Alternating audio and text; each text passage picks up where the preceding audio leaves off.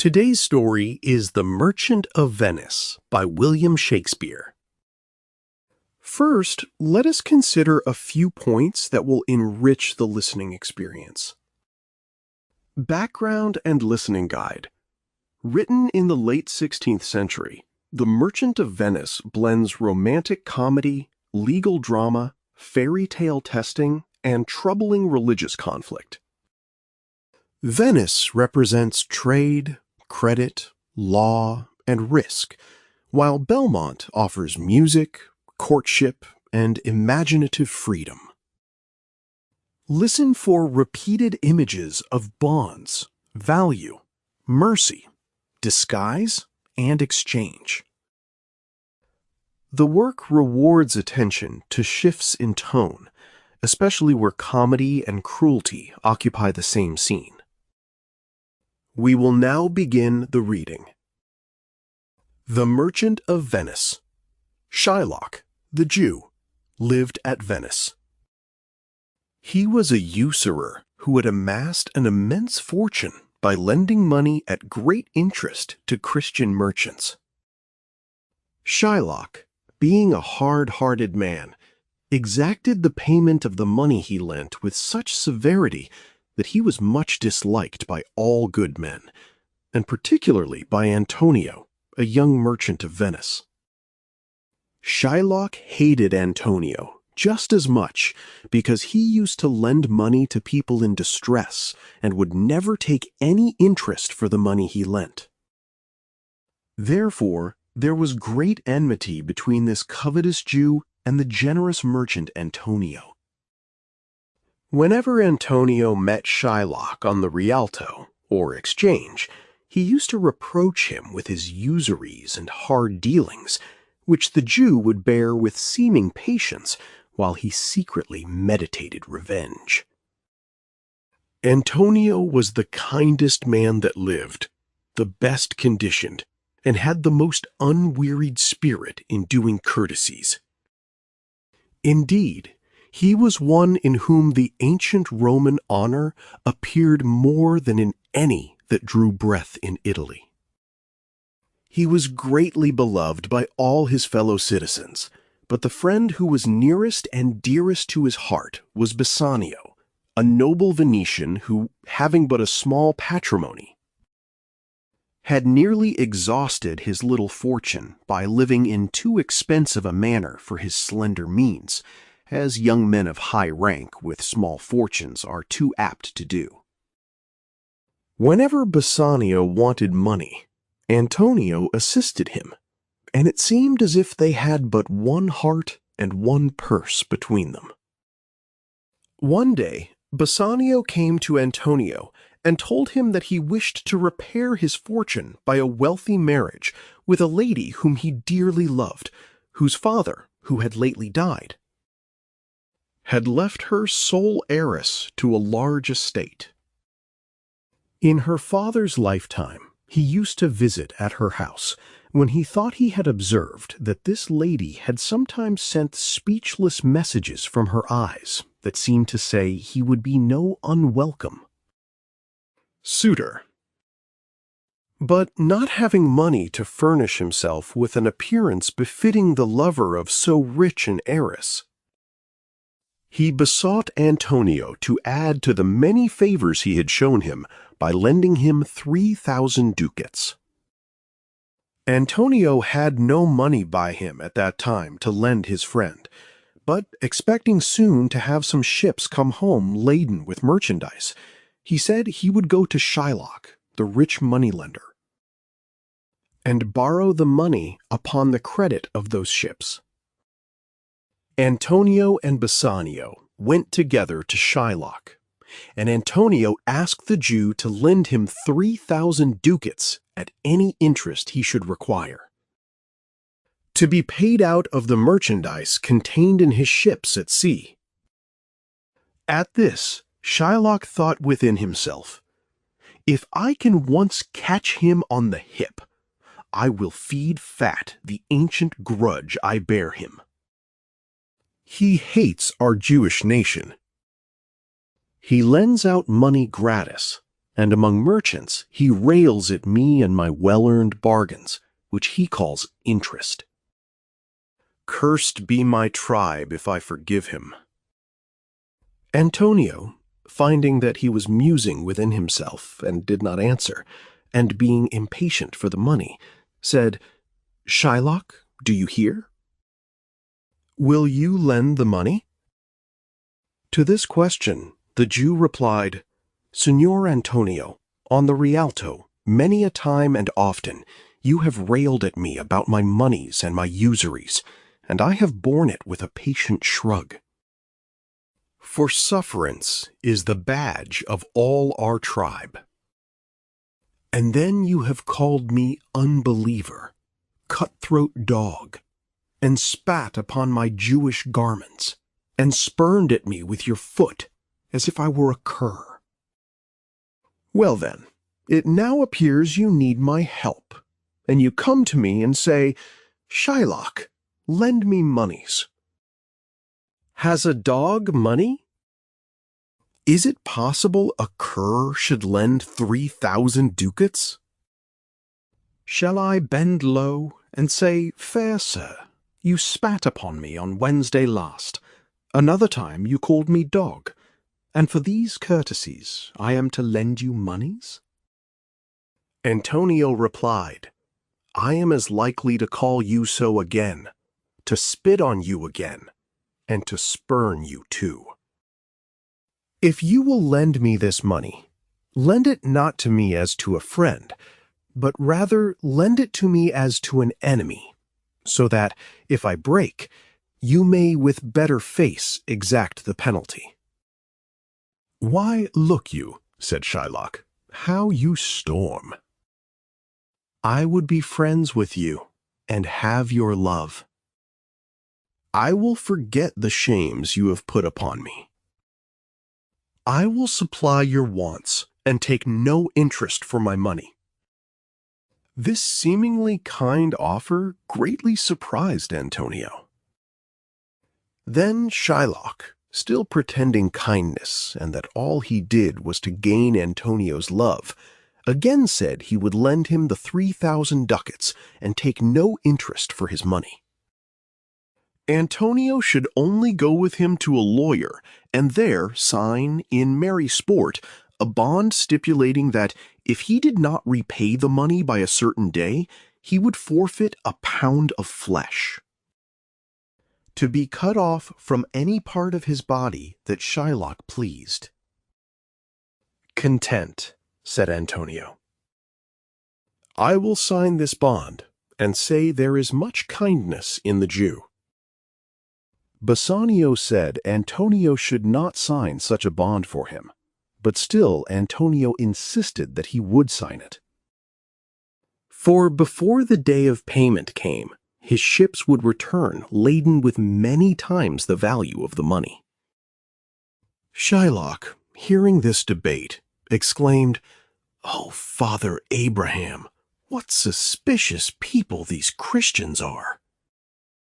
Their own hard dealings teach them to suspect the thoughts of others. I pray you, tell me this, Bassanio. If he should break this day, what should I gain by the exaction of the forfeiture?" "A pound of man's flesh, taken from a man, is neither so estimable nor so profitable as the flesh of mutton or beef. I say, to buy his favor, I offer this friendship. If he will take it, so. If not, adieu." At last, against the advice of Bassanio, who, notwithstanding all the Jew had said of his kind intentions, did not like his friend to run the hazard of this shocking penalty for his sake, Antonio signed the bond, thinking it really was, as the Jew said, merely in sport. The rich heiress whom Bassanio wished to marry lived near Venice, at a place called Belmont. Her name was Portia, and in the graces of her person and her mind, she was in no way inferior to that Portia of whom we read, who was Cato's daughter and the wife of Brutus, Bassanio, being so kindly supplied with money by his friend Antonio at the hazard of his life, set out for Belmont with a splendid train, attended by a gentleman named Gratiano. Bassanio, proving successful in his suit, Portia, in a short time, consented to accept him as a husband. Bassanio confessed to Portia that he had no fortune, and that his high birth and noble ancestry were all that he could boast of. She, who loved him for his worthy qualities, and had riches enough not to regard wealth in a husband, answered with graceful modesty that she would wish herself 1,000 times more fair and 10,000 times richer, to be more worthy of him. Then the accomplished Portia prettily dispraised herself, and said she was an unlessoned girl, unschooled and unpracticed, yet not so old that she could not learn, and that she would commit her gentle spirit to be directed and governed by him in all things. She said, "Myself and what is mine, to you and yours, is now converted. But yesterday, Bassanio, I was the lady of this fair mansion, queen of myself, and mistress over these servants. Now this house, these servants, and I myself are yours, my lord. I give them with this ring," presenting a ring to Bassanio. Bassanio was so overpowered with gratitude and wonder at the gracious manner in which the rich and noble Portia accepted a man of his humble fortunes that he could not express his joy. And reverence to the dear lady who so honored him by anything but broken words of love and thankfulness. Taking the ring, he vowed never to part with it. Gratiano and Nerissa, Portia's waiting maid, were in attendance upon their lord and lady when Portia so gracefully promised to become the obedient wife of Bassanio. Gratiano, wishing Bassanio and the generous lady joy, desired permission to be married at the same time. "With all my heart, Gratiano," said Bassanio, "if you can get a wife."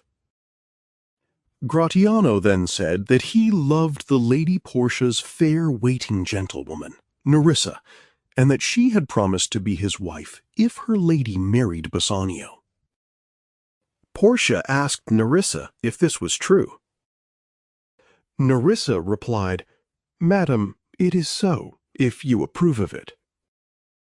Portia willingly consenting, Bassanio pleasantly said, "Then our wedding feast shall be much honored by your marriage, Gratiano." The happiness of these lovers was sadly crossed at this moment by the entrance of a messenger who brought a letter from Antonio containing fearful tidings. When Bassanio read Antonio's letter, Portia feared it was to tell him of the death of some dear friend, for he looked so pale. Inquiring what news had so distressed him, she heard him say, "O sweet Portia, here are a few of the most unpleasant words that ever blotted paper. Gentle lady, when I first imparted my love to you, I freely told you all the wealth I had ran in my veins, but I should have told you that I had less than nothing, being in debt." Bassanio then told Portia what has been related here, how he had borrowed the money from Antonio, how Antonio had procured it from Shylock the Jew, and how, by the bond, Antonio had engaged to forfeit a pound of flesh if it was not repaid by a certain day. Then Bassanio read Antonio's letter, the words of which were, "Sweet Bassanio, my ships are all lost. My bond to the Jew is forfeited. And since, in paying it, it is impossible I should live, I could wish to see you at my death. Notwithstanding, use your pleasure. If your love for me does not persuade you to come, let not my letter. "Oh, my dear love," said Portia, "dispatch all business and be gone. You shall have gold to pay the money 20 times over before this kind friend shall lose a hair through my Bassanio's fault. And as you are so dearly bought, I will dearly love you." Portia then said she would be married to Bassanio before he set out, to give him a legal right to her money. That same day they were married, and Gratiano was also married to Nerissa. Bassanio and Gratiano, the instant they were married, set out in great haste for Venice, where Bassanio found Antonio in prison. The day of payment being past, the cruel Jew would not accept the money that Bassanio offered him, but insisted upon having a pound of Antonio's flesh. A day was appointed to try this shocking cause before the Duke of Venice, and Bassanio awaited the event of the trial in dreadful suspense. When Portia parted with her husband, she spoke cheeringly to him, and bade him bring his dear friend along with him when he returned. Yet she feared it would go hard with Antonio, and when she was left alone, she began to think and consider within herself whether she could by any means be instrumental in saving the life of her dear Bassanio's friend. Although, when she wished to honor her Bassanio, she had said to him with such meek and wife-like grace that she would submit in all things to be governed by his superior wisdom. Yet, being now called forth into action by the peril of her honored husband's friend, she did not doubt her own powers. By the sole guidance of her own true and perfect judgment, she resolved at once to go herself to Venice and speak in Antonio's defense. Portia had a relation who was a counselor in the law. To this gentleman, whose name was Bellario, she wrote, stating the case to him and requesting his opinion. She also asked that, along with his advice, he send her the dress worn by a counselor. When the messenger returned, he brought letters from Bellario advising her how to proceed, and also everything necessary for her equipment. Portia dressed herself and her maid Nerissa in men's apparel, and, putting on the robes of a counselor, she took Nerissa along with her as her clerk. Setting out immediately, they arrived at Venice on the very day of the trial. The cause was just going to be heard before the Duke and Senators of Venice in the Senate House, when Portia entered this high court of justice and presented a letter from Bellario. In it, that learned counselor wrote to the Duke, saying that he would have come himself to plead for Antonio, but was prevented by sickness, and requesting that the learned young Dr. Balthazar, as he called Portia, might be permitted to plead in his stead. The Duke granted this, much wondering at the youthful appearance of the stranger, who was prettily disguised by her counselor's robes and her large wig. And now began this important trial. Portia looked around her and recognized the merciless Jew. She saw Bassanio, but he did not know her in her disguise. He was standing beside Antonio in an agony of distress and fear for his friend. The importance of the arduous task Portia had undertaken gave this tender lady courage, and she boldly proceeded with the duty she had engaged to perform. First of all, she addressed herself to Shylock. Allowing that he had a right under Venetian law to have the forfeit expressed in the bond, she spoke so sweetly of the noble quality of mercy that she would have softened any heart but the unfeeling Shylock's. She said that mercy dropped as the gentle rain from heaven upon the place beneath. That mercy was a double blessing, blessing both him who gave and him who received it. That it became monarchs better than their crowns, being an attribute of God himself.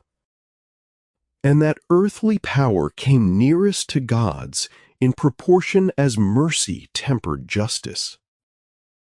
She bade Shylock remember that as we all pray for mercy, that same prayer should teach us to show mercy. Shylock answered her only by demanding the penalty forfeited in the bond. "Is he not able to pay the money?" asked Portia. Bassanio then offered the Jew payment of the 3,000 ducats as many times over as he should desire. Shylock refused and still insisted upon having a pound of Antonio's flesh. Bassanio begged the learned young counselor to endeavor to wrest the law a little to save Antonio's life. But Portia gravely answered that laws once established must never be altered. Shylock, hearing Portia say that the law might not be altered, thought that she was pleading in his favor, and he said, "A Daniel has come to judgment." "O wise young judge, how I do honor you." "How much older you are than your looks." Portia now desired Shylock to let her look at the bond. When she had read it, she said, "This bond is forfeited, and by it the Jew may lawfully claim a pound of flesh, to be cut off by him nearest Antonio's heart." Then she said to Shylock, "Be merciful. Take the money and bid me tear the bond." But the cruel Shylock would show no mercy, and he said, "By my soul, I swear there is no power in the tongue of man to alter me." "Why then, Antonio," said Portia, "you must prepare your bosom for the knife." While Shylock was sharpening a long knife with great eagerness to cut off the pound of flesh, Portia said to Antonio, "Have you anything to say?" Antonio, with calm resignation, replied that he had but little to say, for he had prepared his mind for death. Then he said to Bassanio, "Give me your hand, Bassanio." "Fare you well. Grieve not that I have fallen into this misfortune for you. Commend me to your honorable wife, and tell her how I have loved you." Bassanio, in the deepest affliction, replied, "Antonio, I am married to a wife who is as dear to me as life itself." "But life itself, my wife, and all the world are not esteemed by me above your life.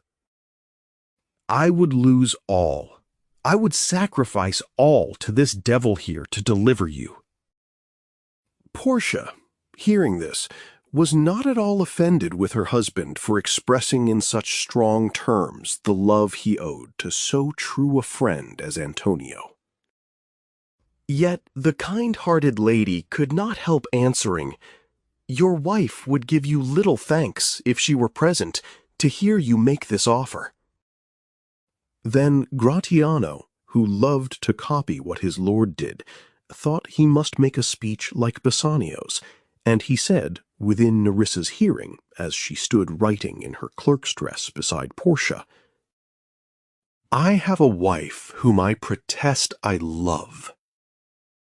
I wish she were in heaven, if she could but entreat some power there to change the cruel temper of this currish Jew." "It is well you wish this behind her back, or else you would have but an unquiet house," said Nerissa. Shylock now cried out impatiently, "We trifle away time." "I pray you, pronounce the sentence." And now all was awful expectation in the court, and every heart was full of grief for Antonio. Portia asked whether the scales were ready to weigh the flesh, and she said to the Jew, "Shylock, you must have some surgeon by, lest he bleed to death." Shylock, whose whole intent was that Antonio should bleed to death, said, "It is not so named in the bond." Portia replied, "It is not so named in the bond, but what of that? It would be good for you to do so much for charity." To this, the only answer Shylock would make was, "I cannot find it." "It is not in the bond." "Then," said Portia, "a pound of Antonio's flesh is thine. The law allows it, and the court awards it. You may cut this flesh from off his breast. The law allows it, and the court awards it." Again Shylock exclaimed, "O wise and upright judge! A Daniel has come to judgment." Then he sharpened his long knife again, and, looking eagerly upon Antonio, said, "Come, prepare." "Tarry a little, Jew," said Portia. "There is something else. This bond gives you no drop of blood." The words expressly are "a pound of flesh."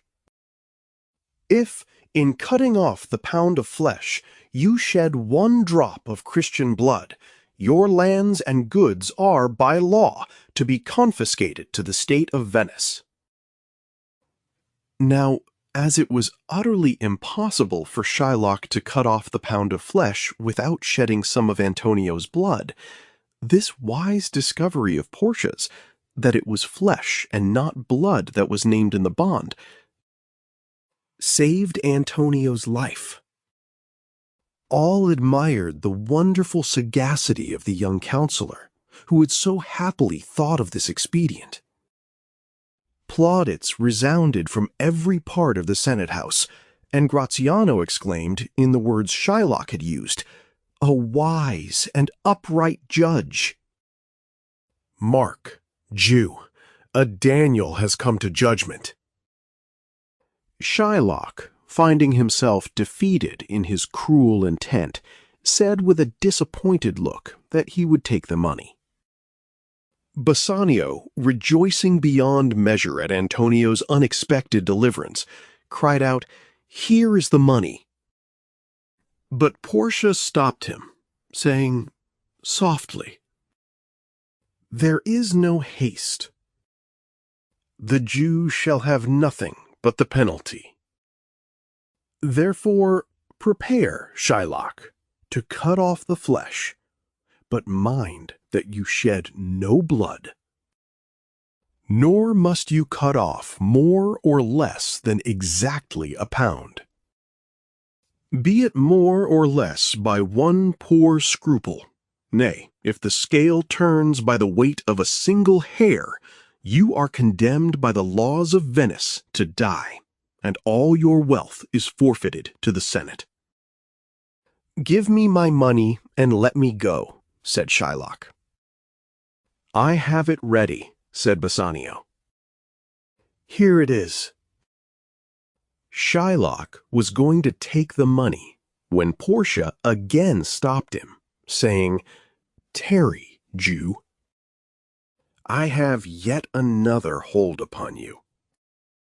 By the laws of Venice, your wealth is forfeited to the state for having conspired against the life of one of its citizens, and your life lies at the mercy of the Duke. Therefore, down on your knees and ask him to pardon you." The Duke then said to Shylock, "That you may see the difference of our Christian spirit, I pardon your life before you ask it. Half your wealth belongs to Antonio. The other half comes to the state. The generous Antonio then said that he would give up his share of Shylock's wealth if Shylock would sign a deed to make it over at his death to his daughter and her husband. Antonio knew that the Jew had an only daughter who had lately married, against his consent, a young Christian named Lorenzo, a friend of Antonio's. This had so offended Shylock that he had disinherited her. The Jew agreed to this, and being thus disappointed in his revenge and despoiled of his riches, he said, "I am ill. Let me go home. Send the deed after me, and I will sign over half my riches to my daughter." "Get thee gone, then," said the Duke, "and sign it. If you repent your cruelty and turn Christian, the state will forgive you the fine of the other half of your riches." The Duke now released Antonio and dismissed the court. He then highly praised the wisdom and ingenuity of the young counselor and invited him home to dinner. Portia, who meant to return to Belmont before her husband, replied, "I humbly thank your grace, but I must away directly." The Duke said he was sorry the counselor had no leisure to stay and dine with him. Turning to Antonio, he added, "Reward this gentleman, for in my mind you are much indebted to him." The Duke and his senators left the court, and then Bassanio said to Portia, "Most worthy gentleman, my friend Antonio and I have, by your wisdom, been this day acquitted of grievous penalties, and I beg you will accept the 3,000 ducats due unto the Jew. "And we shall stand indebted to you over and above," said Antonio, "in love and service evermore." Portia could not be prevailed upon to accept the money, but when Bassanio continued pressing her to accept some reward, she said, "Give me your gloves. I will wear them for your sake." As Bassanio took off his gloves, she spied the ring she had given him upon his finger. It was the ring the wily lady wanted to get from him, so that she might make a merry jest when she saw her Bassanio again, that had made her ask him for his gloves. When she saw the ring, she said, "And for your love, I will take this ring from you." Bassanio was sadly distressed that the counselor should ask him for the only thing with which he could not part. He replied, in great confusion, that he could not give him that ring, because it was his wife's gift, and he had vowed never to part with it. But he said that he would give him the most valuable ring in Venice, and find it out by proclamation. At this, Portia pretended to be affronted and left the court, saying, "You teach me, sir, how a beggar should be answered." "Dear Bassanio," said Antonio, "let him have the ring. Let my love and the great service he has done for me be valued against your wife's displeasure." Bassanio, ashamed to appear so ungrateful, yielded and sent Gratiano after Portia with the ring. Then Nerissa, the clerk, who had also given Gratiano a ring, begged his ring from him, and Gratiano, not choosing to be outdone in generosity by his lord, gave it to her. The ladies laughed to think how, when they got home, they would tax their husbands with giving away their rings, and swear that they had given them as presents to women. When Portia returned, she was in that happy temper of mind which never fails to attend the consciousness of having performed a good action. Her cheerful spirits enjoyed everything she saw. The moon had never seemed to shine so brightly before, and when that pleasant moon was hidden behind a cloud, a light she saw from her house at Belmont pleased her charmed fancy just as much. She said to Nerissa, "That light we see is burning in my hall. How far that little candle throws its beams! So shines a good deed in a naughty world." Hearing the sound of music from her house, she said, "Methinks that music sounds much sweeter than by day." And now Portia and Nerissa entered the house, and dressing themselves in their own apparel, awaited the arrival of their husbands, who soon followed them with Antonio. Bassanio presented his dear friend to the lady Portia, and the congratulations and welcomes of that lady were hardly over when they perceived Nerissa and her husband quarreling in a corner of the room. "A quarrel already?" said Portia. "What is the matter?" Gratiano replied, "Lady, it is about a paltry gilt ring that Nerissa gave me, with words upon it like the poetry on a cutler's knife. Love me and leave me not." "What do the poetry or the value of the ring signify?" said Nerissa. "You swore to me when I gave it to you that you would keep it till the hour of death, and now you say you gave it to the lawyer's clerk?" "I know you gave it to a woman." "By this hand," replied Gratiano, "I gave it to a youth, a kind of boy, a little scrubbed boy, no taller than yourself. He was clerk to the young counselor, who, by his wise pleading, saved Antonio's life. This prating boy begged it for a fee, and I could not for my life deny him." Portia said, "You were to blame, Gratiano, to part with your wife's first gift. I gave my lord Bassanio a ring, and I am sure he would not part with it for all the world." Gratiano, in excuse for his fault, now said, "My lord Bassanio gave his ring away to the counselor, and then the boy, his clerk, who took some pains in writing, begged my ring." Portia, hearing this, seemed very angry and reproached Bassanio for giving away her ring. She said Nerissa had taught her what to believe, and that she knew some woman had the ring. Bassanio was very unhappy to have so offended his dear lady, and he said with great earnestness, "No, by my honor, no woman had it, but a civil doctor who refused 3,000 ducats from me and begged the ring. When I denied it to him, he went away displeased." What could I do, sweet Portia? I was so beset with shame for my seeming ingratitude that I was forced to send the ring after him. Pardon me, good lady. Had you been there, I think you would have begged the ring from me to give to the worthy doctor. "Ah," said Antonio, "I am the unhappy cause of these quarrels." Portia bade Antonio not to grieve at that, for he was welcome notwithstanding.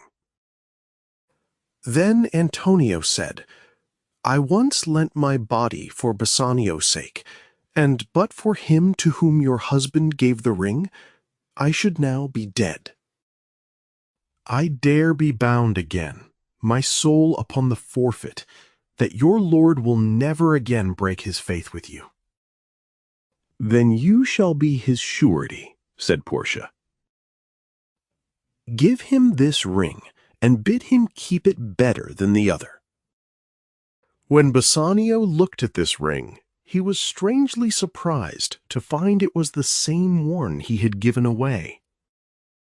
Then Portia told him how she had been the young counselor and Nerissa her clerk. Bassanio found, to his unspeakable wonder and delight, that it was through the noble courage and wisdom of his wife that Antonio's life had been saved. Portia again welcomed Antonio and gave him letters which by some chance had fallen into her hands. They contained an account of Antonio's ships, which had been supposed lost, having safely arrived in the harbor. Thus, the tragical beginnings of this rich merchant's story were all forgotten in the unexpected good fortune that ensued. There was leisure to laugh at the comical adventure of the rings and at the husbands who had not known their own wives, Gratiano merrily swearing, in a sort of rhyming speech, that while he lived, he'd fear no other thing, so sore as keeping safe Nerissa's ring. The reading is followed by a deeper literary commentary. The bibliography provided contains no usable source information, so a commentary about The Merchant of Venice and William Shakespeare cannot be written without introducing unsupported claims. The Merchant of Venice begins with unease. Antonio cannot explain his sadness, yet the story soon surrounds that private melancholy with the public language of trade, debt, ships, contracts, and financial uncertainty. His wealth is scattered across the sea, and his emotional life is similarly invested in another person, Bassanio. Bassanio wishes to court Portia, but he lacks the money required to present himself as a suitable noble suitor. Antonio, therefore, agrees to borrow on his behalf. This first movement establishes one of the work's central questions. When affection enters a world governed by exchange, can love remain freely given, or does it also become a form of obligation? Antonio's devotion is generous, but it is not uncomplicated. Bassanio admits that he has already diminished his fortune through extravagant living, and his plan to repair his circumstances through marriage combines sincere attraction with economic ambition. Portia is loved as a woman of intelligence and beauty, but she is also described as a wealthy heiress. Bassanio's journey to Belmont is thus both romantic pursuit and financial venture. The story does not reduce him to a fortune hunter, yet it refuses to separate courtship from property.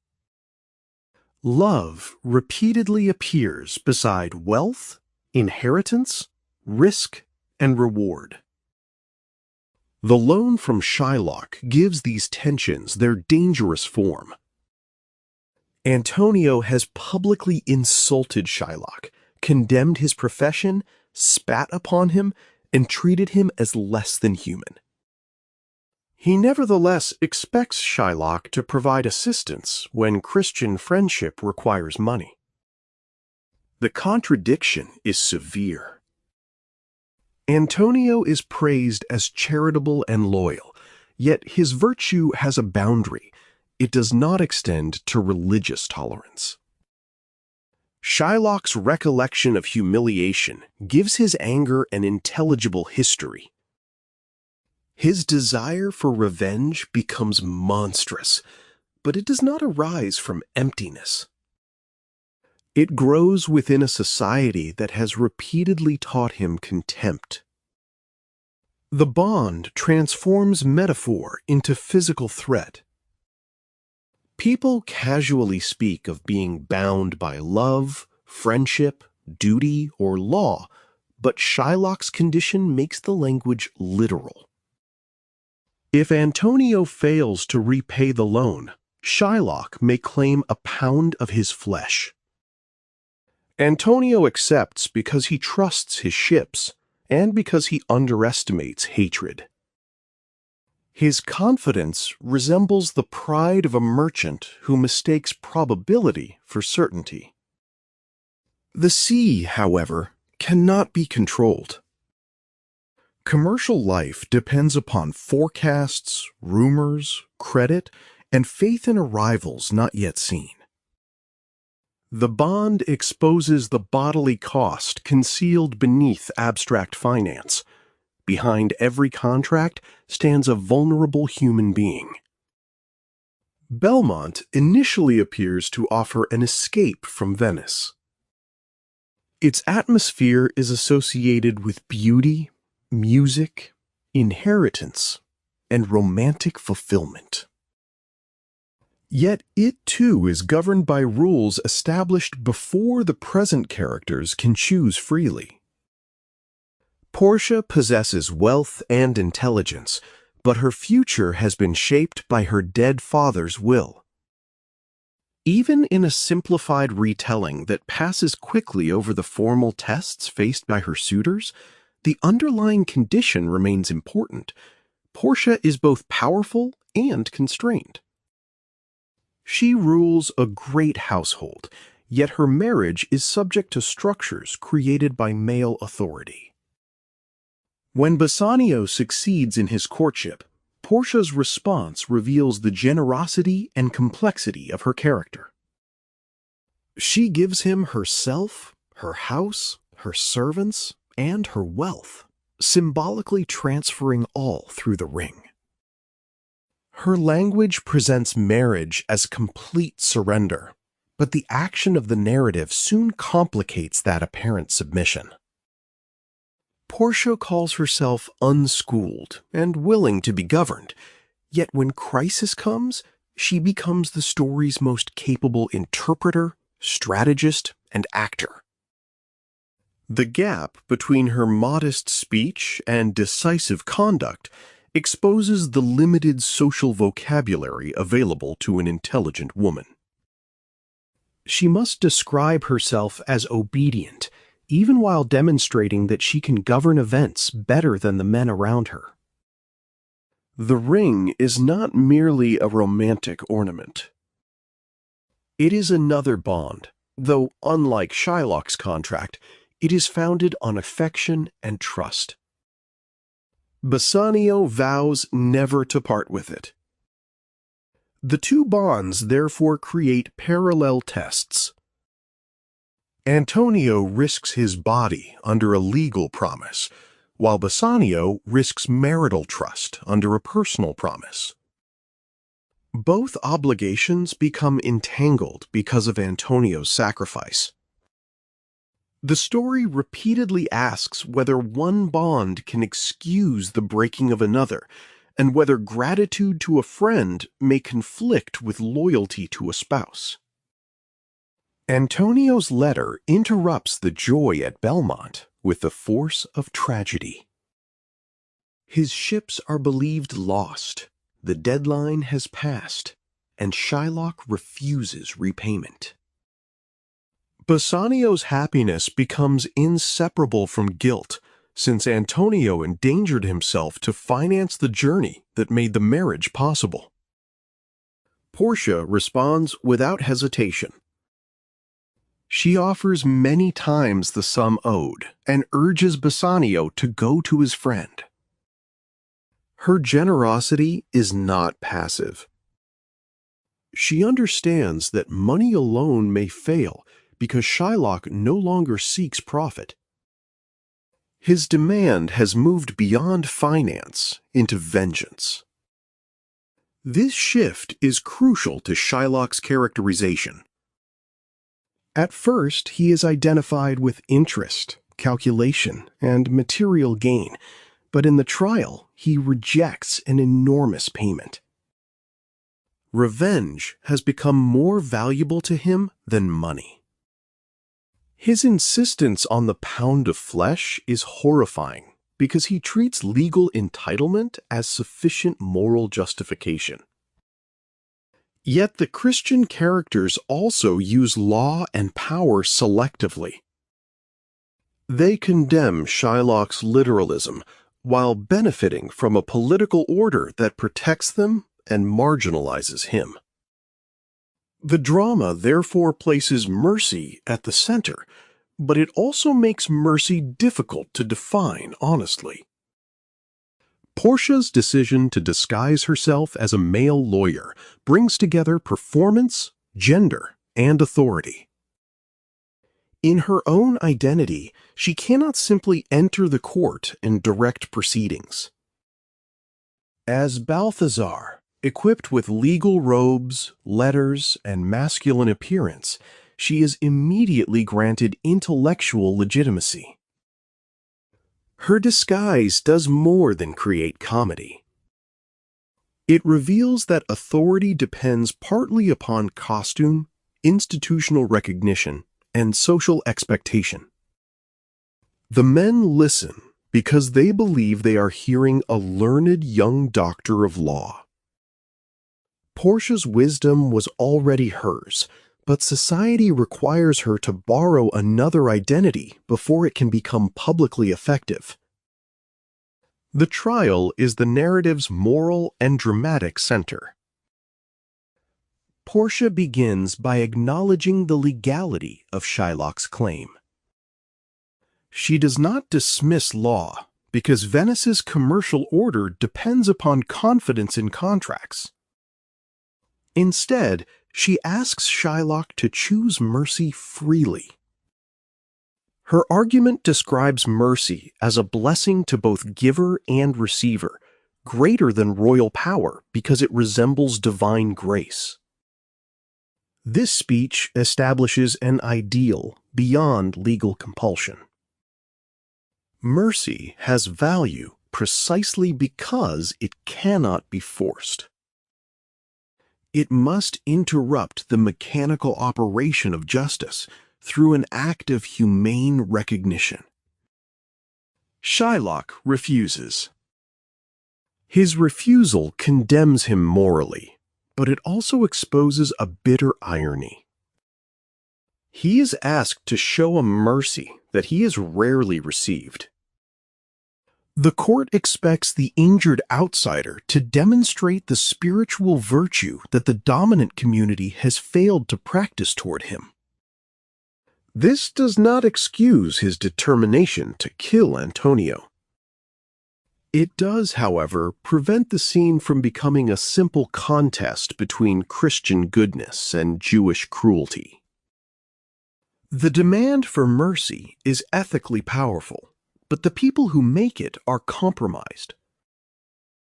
Portia then defeats Shylock through his own devotion to literal wording. The bond allows flesh, but not blood, and it specifies an exact pound. The legal instrument that seemed to give Shylock power becomes impossible to execute.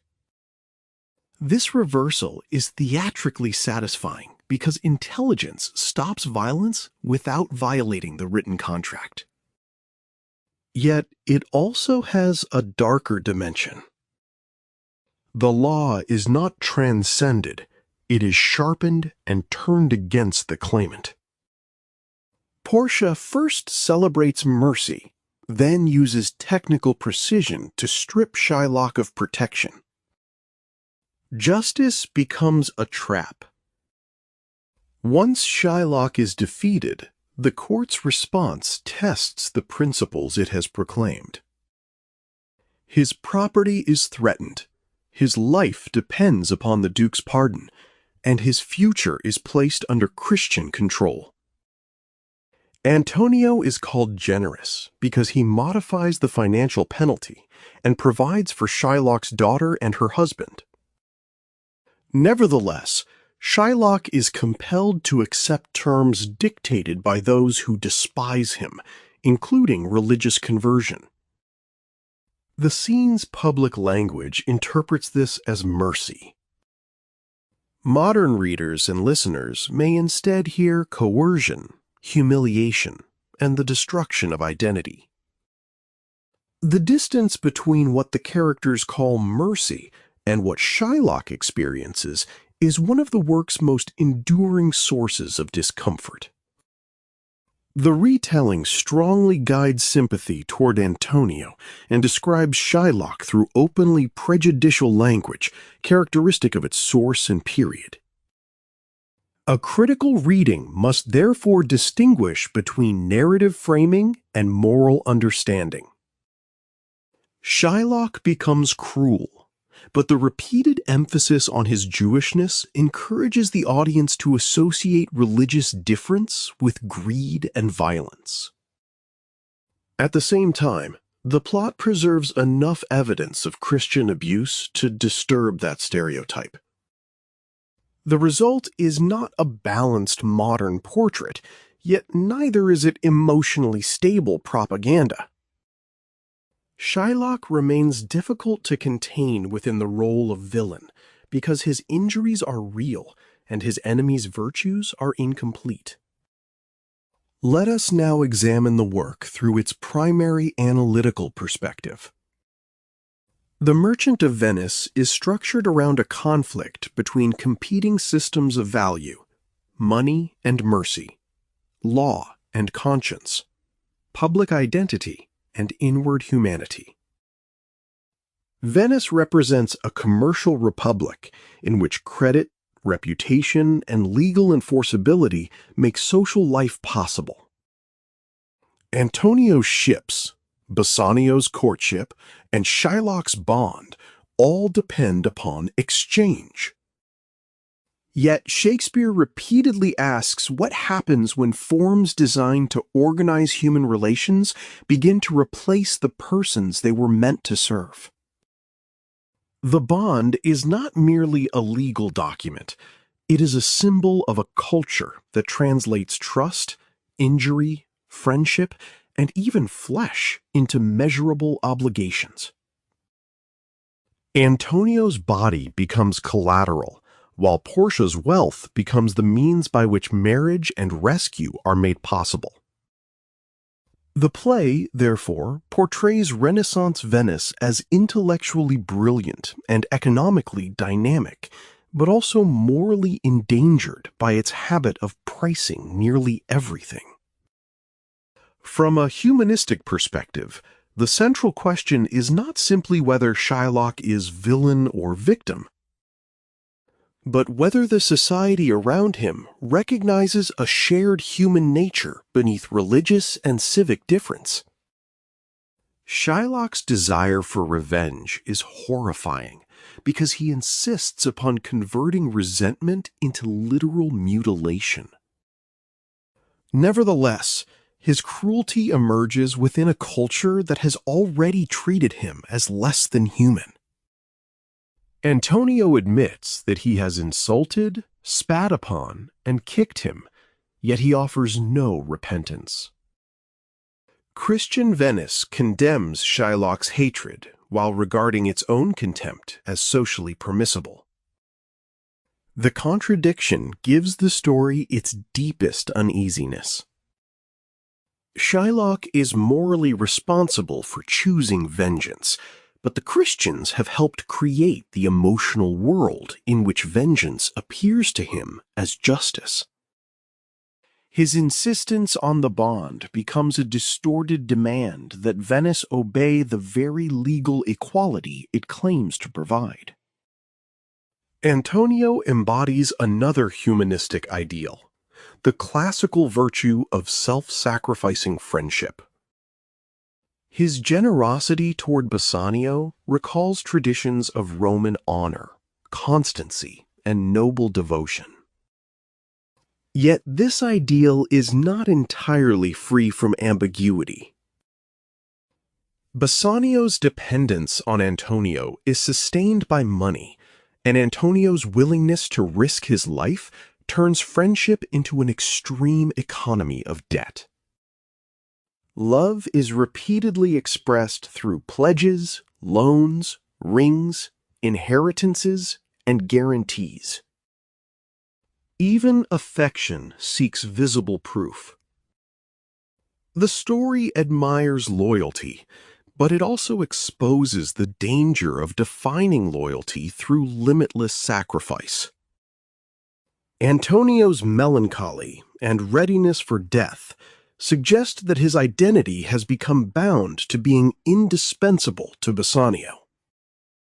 His heroism is genuine, though it may also contain possessiveness and self-erasure. Portia offers the work's most powerful image of cultivated intelligence. At Belmont, she appears enclosed within inheritance, wealth, and prescribed femininity. Yet in Venice, she becomes an interpreter of law, capable of mastering the masculine institutions that exclude her. Her disguise does more than create comic suspense. It reveals that authority depends partly upon costume, performance, and social recognition. Once dressed as a learned male counselor, she can exercise abilities that were already hers. Her courtroom victory therefore celebrates education, rhetoric, memory, and judgment as human capacities rather than naturally male privileges. At the same time, her success does not abolish hierarchy. She defeats Shylock through a merciless literalism, more severe than the mercy she is praised, and she returns to Belmont without publicly challenging the system that required her disguise. The speech on mercy articulates the play's highest ethical aspiration.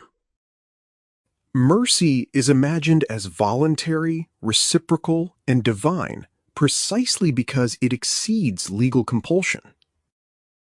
Justice can restrain wrongdoing, but mercy can interrupt cycles of humiliation and retaliation. The difficulty is that the Christians do not consistently practice the principle they proclaim. After Shylock is defeated, his property, family future, and religious identity are placed under Christian control. Antonio's apparent generosity remains coercive because Shylock must accept terms imposed by his enemies. The conclusion thus separates eloquent humanistic ideals from flawed human conduct. Shakespeare does not allow the audience to rest comfortably in the belief that the victorious side possesses moral purity. Belmont provides a symbolic counterworld to Venice. Music, moonlight, marriage, and apparent abundance replace the marketplace, prison, and courtroom. Yet Belmont is not outside the economy of possession. Portia is an heiress. Bassanio arrives through borrowed wealth, and the rings become miniature bonds, testing marital fidelity. The ring plot converts solemn vows into comedy, but it also shows that intimate relationships depend upon interpretation rather than rigid enforcement. Portia ultimately reveals the truth, forgives Bassanio, and restores community.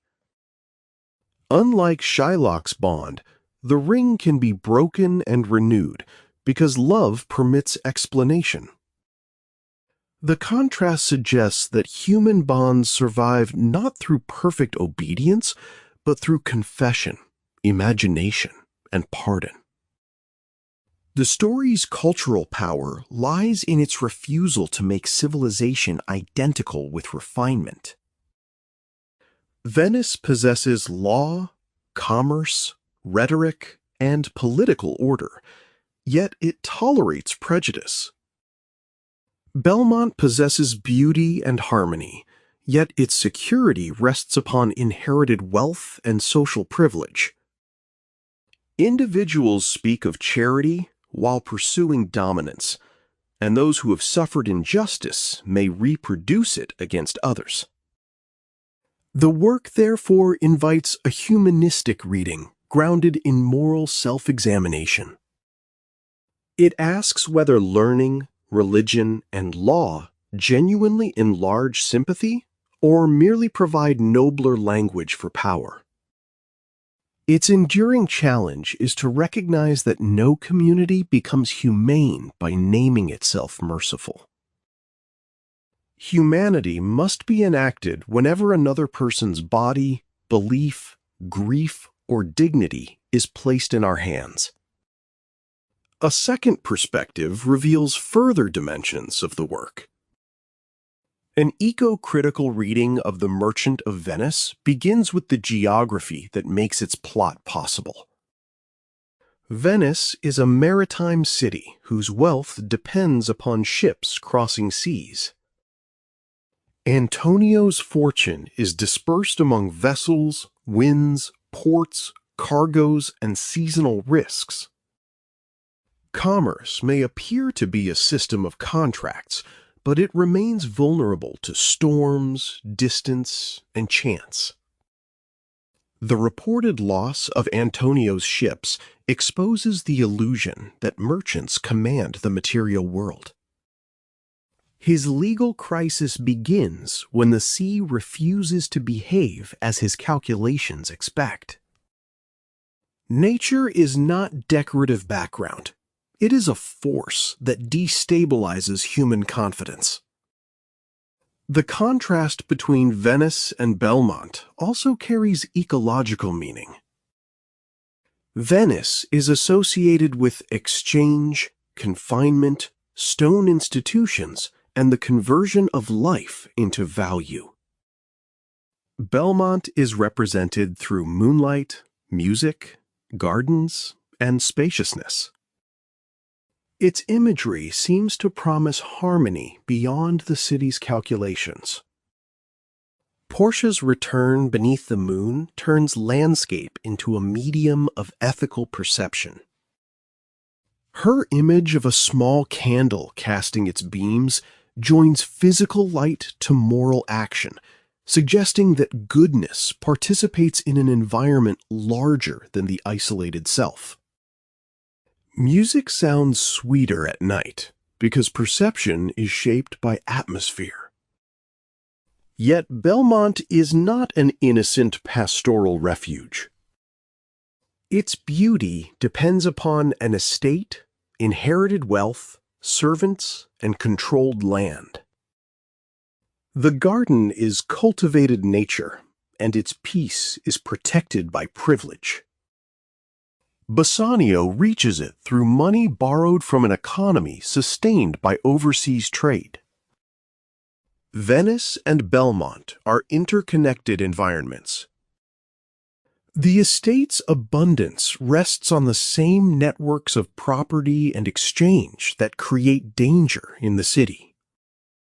The pound of flesh bond makes the ecological implications severe. Shylock treats Antonio's body as divisible matter, like meat that can be weighed and cut. Human flesh enters the language of livestock, commodity, and measurement. Portia defeats him by insisting that flesh cannot be separated from blood. Her argument affirms bodily interdependence. Life is not composed of isolated units that can be extracted without consequence. Flesh, blood, breath, and survival belong to one organism. The play's language of mercy draws upon ecological process. Mercy falls like gentle rain, nourishing giver and receiver. This metaphor imagines ethics not as possession, but as circulation. Rain joins atmosphere, soil, plant, animal, and community. The image challenges the arithmetic of revenge, in which injury must be repaid by injury. Ecological value appears instead through reciprocity, dependence, and renewal. The ending only partly realizes that vision. Shylock is spared physically, but stripped of wealth, autonomy, and religious continuity. The community restores harmony by excluding the figure marked as alien. Ecocriticism exposes this narrow definition of community. A sustainable moral order would recognize difference without demanding assimilation and resist treating bodies, lands, animals, or beliefs as resources.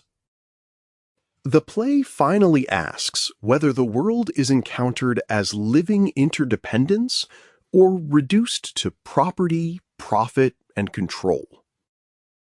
Finally, Here are several companion works worth reading. George Eliot's Daniel Deronda is an especially valuable companion because it examines Jewish identity, English prejudice, moral sympathy, and the difficulty of seeing another culture without reducing it to stereotype. Like Shakespeare's play, it places intimate relationships within wider structures of inheritance, religion, and social belonging, but it gives Jewish characters a fuller interior and communal life. Charles Dickens's Our Mutual Friend offers another revealing comparison through its treatment of money, marriage, debt, and the moral contamination of a society governed by exchange. Its inherited fortunes and calculated courtships illuminate Bassanio's financially enabled journey to Belmont. While its recurring imagery of waste and the River Thames extends the ecological question of how commerce transforms both human beings and material environments. Walter Scott's Ivanhoe is relevant for its portrayal of Jewish exclusion within Christian society, especially through Isaac and Rebecca. The novel shares Shakespeare's interest in the contradiction between proclaimed chivalric virtue and institutional prejudice. Rebecca's intelligence, dignity, and vulnerability also provide a productive contrast with Portia's privileged ability to enter male legal authority through disguise. Herman Melville's The Confidence Man deepens the commercial and philosophical dimensions of the play. Set aboard a riverboat filled with bargains, performances, and uncertain identities, it asks whether trust can survive in a culture where every interaction may conceal manipulation. Its unstable exchanges echo the Bond plot and Shakespeare's persistent concern with the difference between legal agreement, moral obligation, and genuine faith. Elizabeth Gaskell's North and South provides a further companion through its examination of economic conflict, social division, and the possibility of sympathy across hostile communities. Although its setting is industrial rather than maritime, it similarly challenges characters to move beyond inherited antagonisms and recognize the human consequences of abstract systems. Its attention to labor, environment, and urban conditions also expands the ecological implications of Shakespeare's commercial Venice.